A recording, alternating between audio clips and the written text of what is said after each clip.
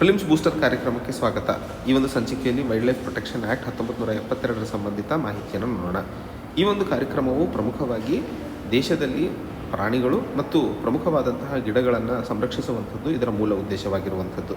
14ನೇ ಸಾಂವಿಧಾನಿಕ ತಿದ್ದುಪಡಿಯ ಅಡಿಯಲ್ಲಿ 1976ರಲ್ಲಿ ಈ ಒಂದು ಪ್ರಾಣಿಗಳ ಸಂರಕ್ಷಣೆ ಸ್ಟೇಟ್ ಲಿಸ್ಟ್ನಲ್ಲಿತ್ತು. ಅದನ್ನು ಕನ್ಕರೆಂಟ್ ಲಿಸ್ಟಿಗೆ ಬದಲಾವಣೆ ಮಾಡಲಾಯಿತು. ಸೊ ಕನ್ಕರೆಂಟ್ ಲಿಸ್ಟ್ ಮೇಲೆ ಕೇಂದ್ರ ಮತ್ತು ರಾಜ್ಯ ಸರ್ಕಾರ ಇಬ್ಬರೂ ಸಹ ಕಾನೂನು ಮಾಡಬಹುದು. ಒಂದು ವೇಳೆ ಇಬ್ಬರೂ ಕಾನೂನು ಮಾಡಿದಂತಹ ಸಂದರ್ಭದಲ್ಲಿ ಕೇಂದ್ರ ಸರ್ಕಾರದ ಕಾನೂನು ಮೇಲ್ಗೈಯನ್ನು ಸಾಧಿಸುತ್ತದೆ ಅನ್ನುವಂಥದ್ದು ನಿಮಗೆ ಗೊತ್ತೇ ಇದೆ. ಅದಲ್ಲದೆ ಫಂಡಮೆಂಟಲ್ ಡ್ಯೂಟೀಸ್ ಆರ್ಟಿಕಲ್ 51A ಸಬ್ ಕ್ಲಾಸ್ G ಅಡಿಯಲ್ಲಿ ಹಾಗೂ DPSP ಆರ್ಟಿಕಲ್ 48A ಅಡಿಯಲ್ಲಿಯೂ ಸಹ ಸಂರಕ್ಷಣೆ ವಾತಾವರಣಕ್ಕೆ ಸಂಬಂಧಿಸಿದಂತೆ ಮತ್ತು ಪ್ರಾಣಿಗಳಿಗೆ ಸಂಬಂಧಿಸಿದಂತೆ ಪ್ರಾವಧಾನವನ್ನು ಮಾಡಲಾಗಿದೆ. 1972ರಲ್ಲಿ ಬಂದಂತಹ ಸಂದರ್ಭದಲ್ಲಿ 6 ಶೆಡ್ಯೂಲ್ಗಳಿದ್ವು. ಈಗ 2022ರಲ್ಲಿ ಮಾಡಿದಂತಹ ತಿದ್ದುಪಡಿಯ ಅಡಿಯಲ್ಲಿ ಶೆಡ್ಯೂಲ್ 4ರವರೆಗೆ ಮಾತ್ರ ಪ್ರಾವಧಾನವನ್ನು ಒದಗಿಸಲಾಗಿದೆ.